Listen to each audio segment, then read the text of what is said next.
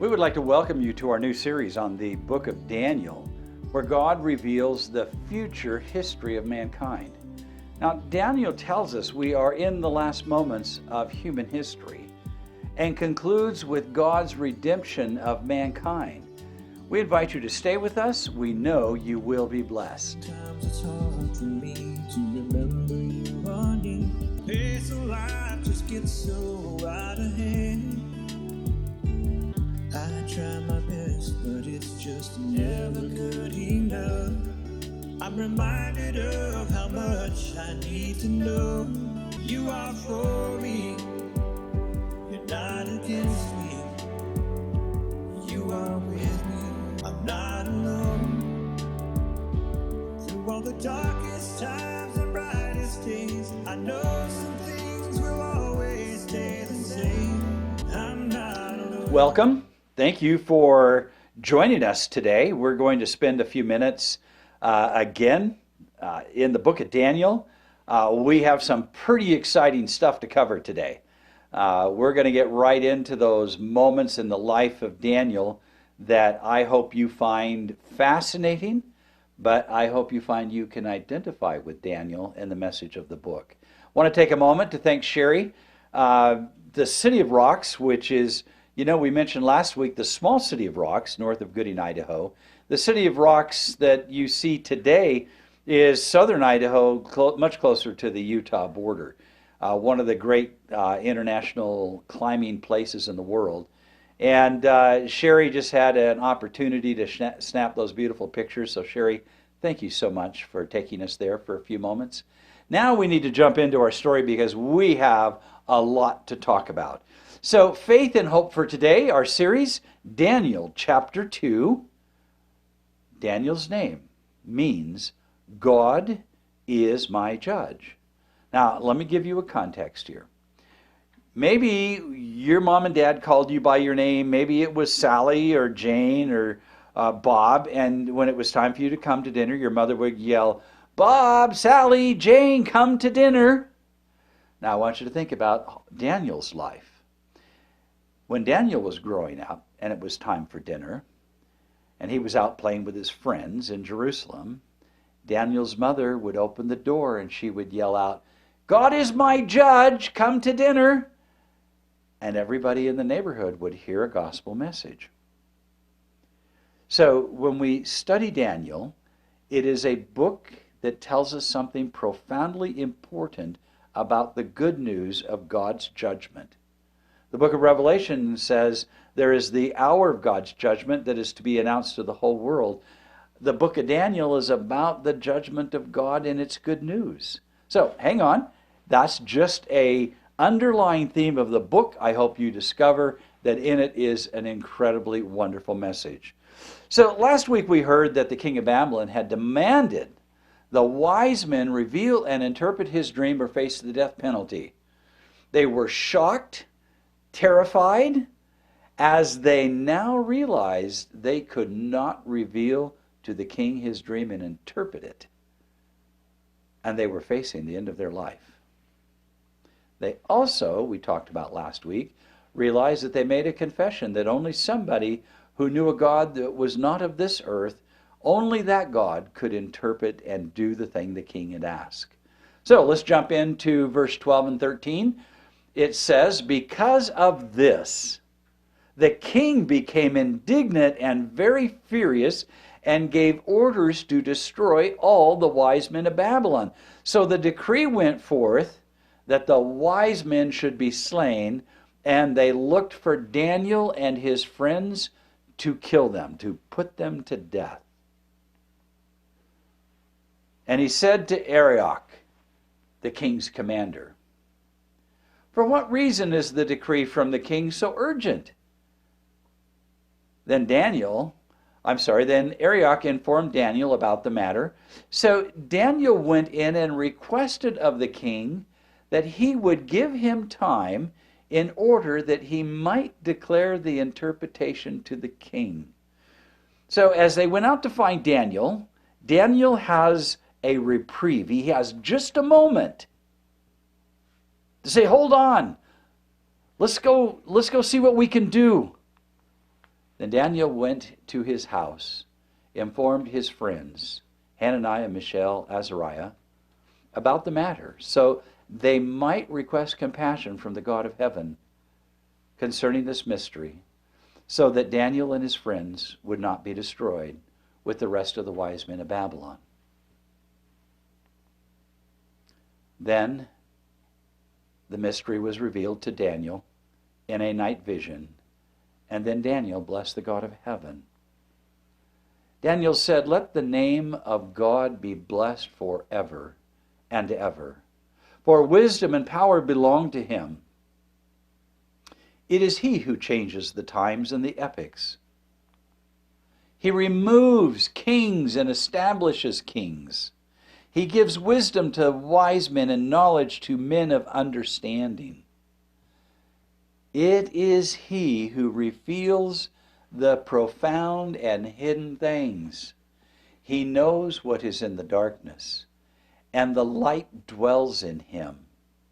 To you, O God of my fathers, I give thanks and praise. For you have given me wisdom and power, and even now you have made known to me what we requested of you, for you have made known to us the king's matter." Therefore Daniel went in to Arioch, whom the king had appointed to destroy the wise men of Babylon. He went and spoke to him as follows: "Do not destroy the wise men of Babylon. Take me to the king's presence, and I will declare the interpretation to the king." Then Arioch hurriedly brought Daniel into the king's presence and spoke to him as follows. Can't you just imagine at this moment that Arioch is just like totally relieved that he doesn't have to do it? I don't know how many served in the presence of the king. There might have been 25, there might have been 40, I don't know.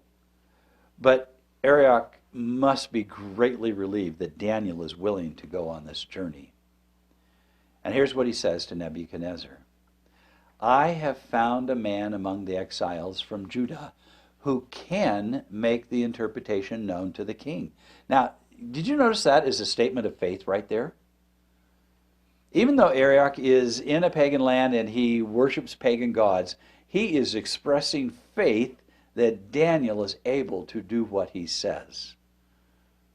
And the king said to Daniel, whose name was Belshazzar, "Are you able to make known to me the dream which I have seen and its interpretation?" Verse 27. Daniel answered before the king and said, "As for the mystery about which the king has inquired." Now, before I go on, I want you to pay attention to a couple of things here. I want you to notice how the king, in the state of mind, came to have this dream. Now, the other thing I want you to notice is that Nebuchadnezzar never went to church, never went to a Christian church, never went to a Jewish synagogue. He is truly a pagan king, and to some degree maybe even having divinity of some sort. So how does God relate to pagans is a great question here, isn't it? Does God care about people like King Nebuchadnezzar? Maybe I should ask, do you care about people like Nebuchadnezzar? Let's jump into the story and see what we can learn. Neither wise men, conjurers, magicians, nor diviners are able to declare it to the king. Verse 28, however, Daniel says, or Belshazzar in this case, however, there is a God in heaven who reveals mysteries, and he has made known to King Nebuchadnezzar what will take place in the latter days. This was your dream and the visions in your mind while on your bed. And here's what I wanted you to notice. As for you, O king, while on your bed, your thoughts turned to what would take place in the future, and he who reveals mystery has made known to you what will take place. So what was the mind of Nebuchadnezzar? What was on his heart? What is the future going to hold? Verse 30. But as for me, this mystery has not been revealed to me for any wisdom residing in me more than any other living man, but for the purpose of making the interpretation known to the king. I want to challenge every single Christian out there of every single faith with this verse. Verse 30. All the knowledge God has given you and the principle of Christian and spiritual humility, listen carefully, was not given for you. It was so you could make it known to all the Nebuchadnezzars in the world. This thing about humility is a profound lesson for us to ponder for just a moment. Everything you know, everything you come to understand about God is a gift for you to give to another human being. And he continues, and that you may understand the thoughts of your mind. You, O king, were looking, and behold, there was a single great statue. That statue, which was large and of extraordinary splendor, was standing in front of you, and its appearance was awesome. And I just love how the artist, notice to the left the little palm trees. You know, a palm tree can be 30 feet high. Look at the magnificence of that statue as he rendered that beautiful picture.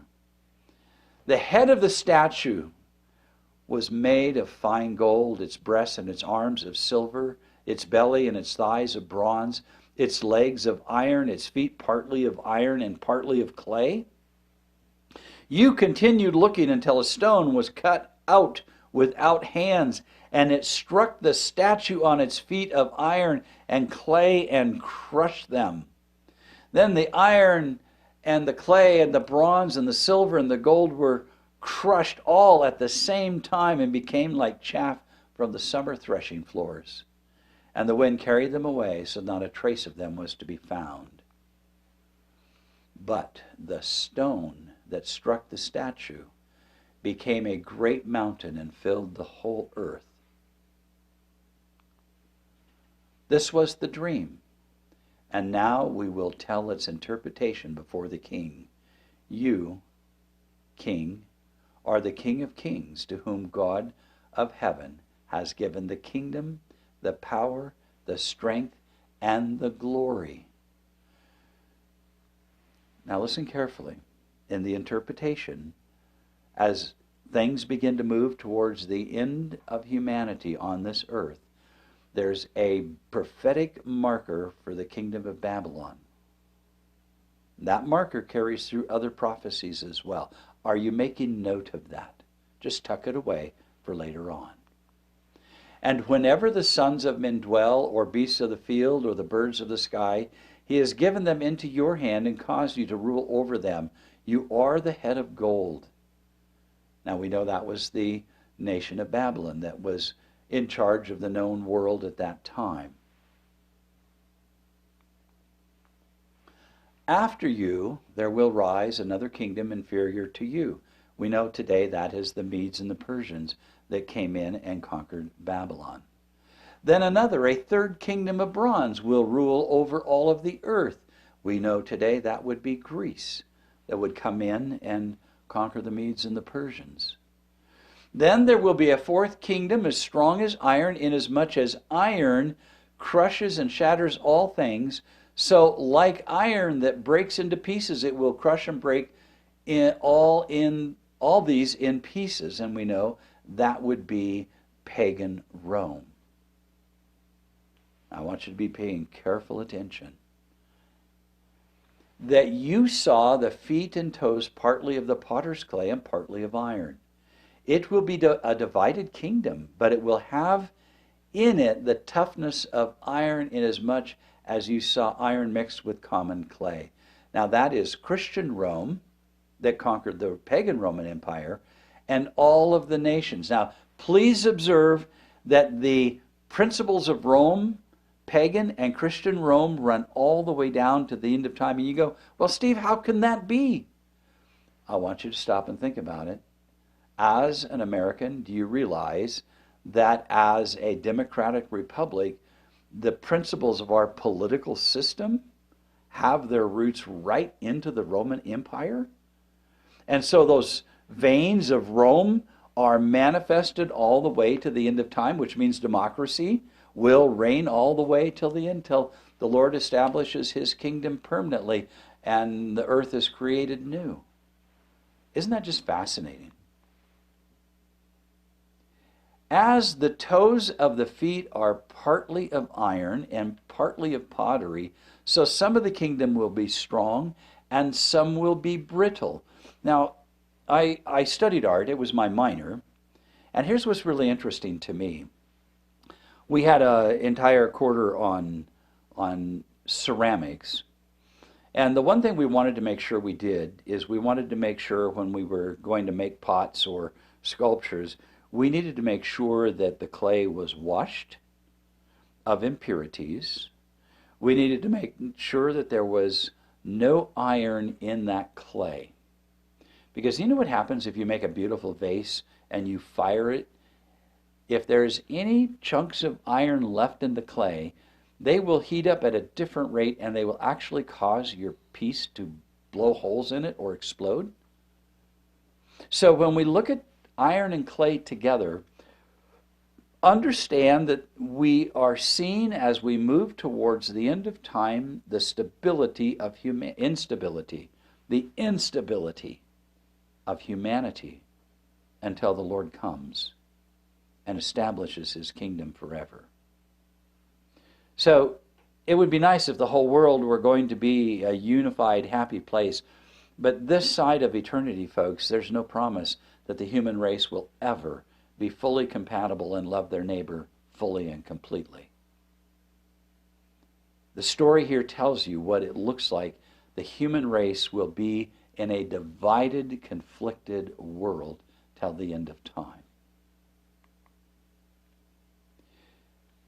And in that you saw the iron mixed with common clay, they will combine with one another in the seed of men, but they will not adhere to one another, even as iron does not combine with pottery.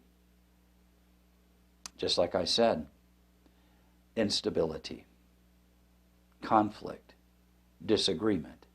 But did you notice what Daniel said to Nebuchadnezzar? That it is in the seed of men, it's in our very nature to be at odds, and that we can't adhere with one another. That is why we look forward to the kingdom of God.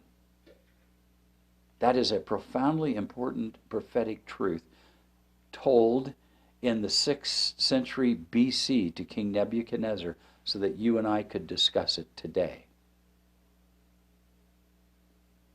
Continuing in Daniel, it says, in the days of those kings, the God of heaven will set up a kingdom which will never be destroyed, and that kingdom will not be left for another people. It will crush and put an end to all these kingdoms, but it will itself endure forever.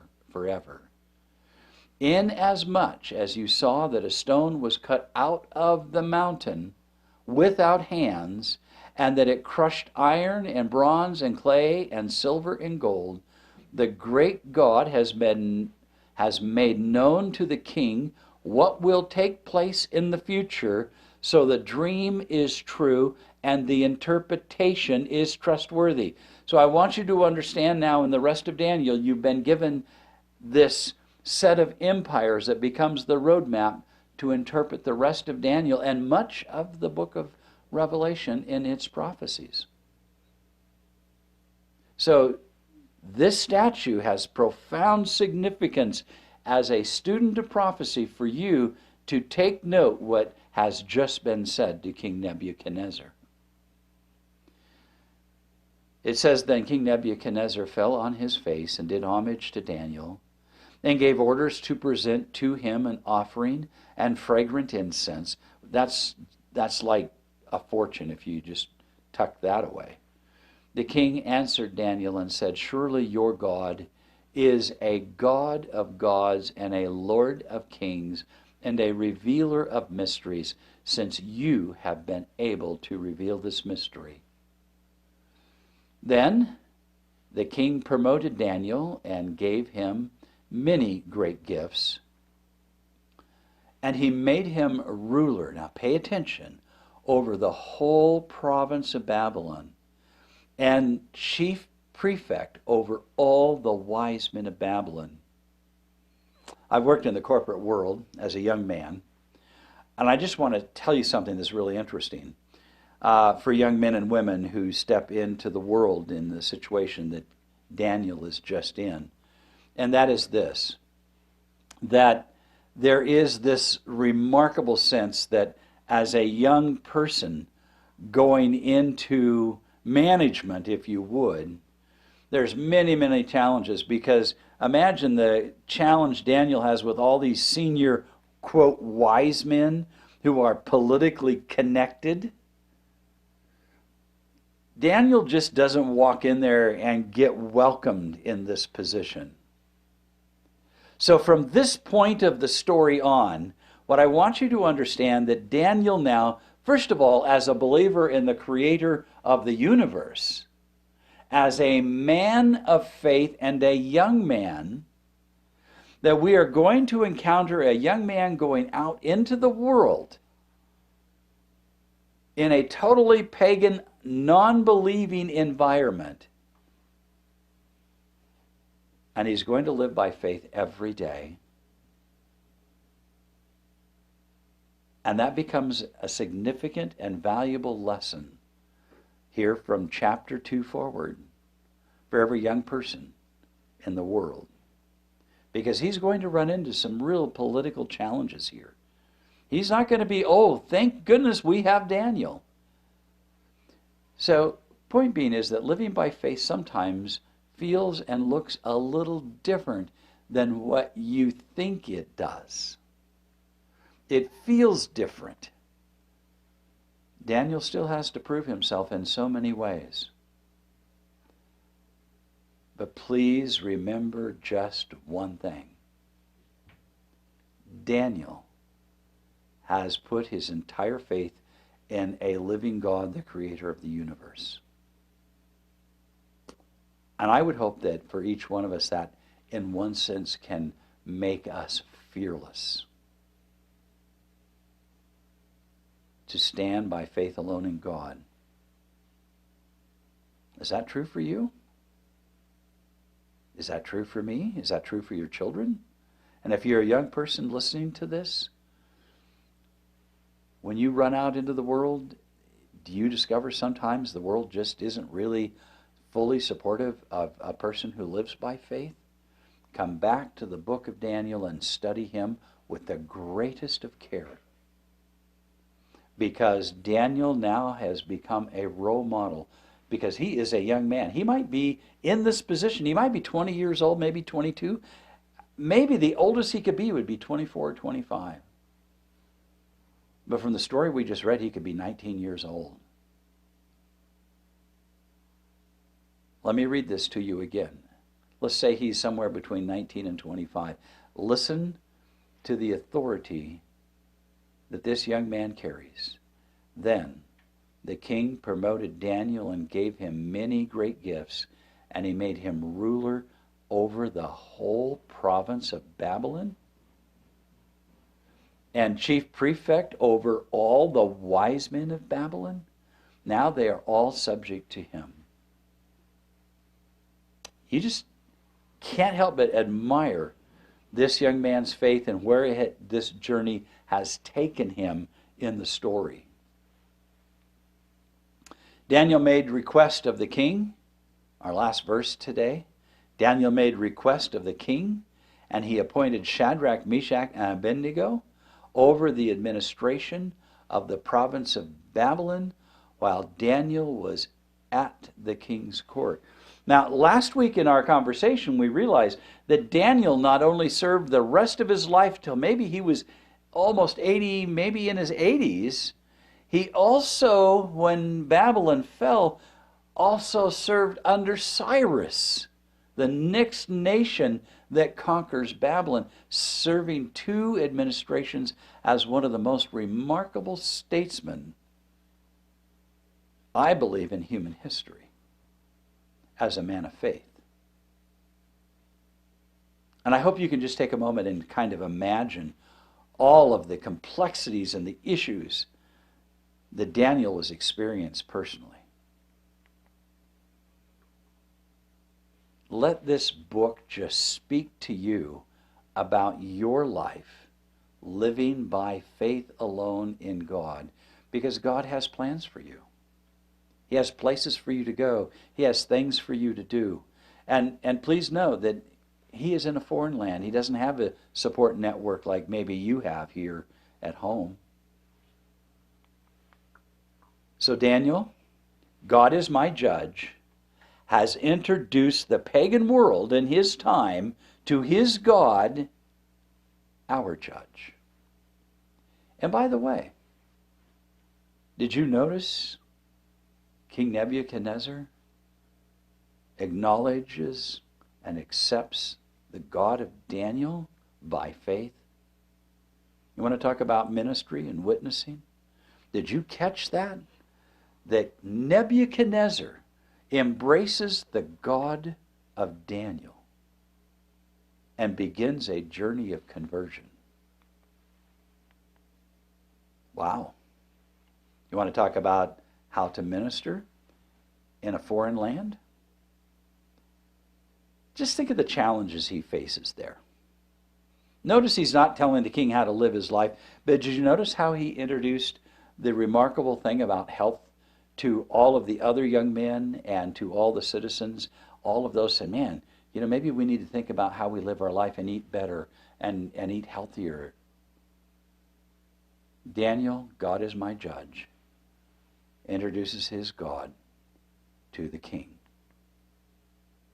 That is a fabulous story. I want to close with our picture Sherry took.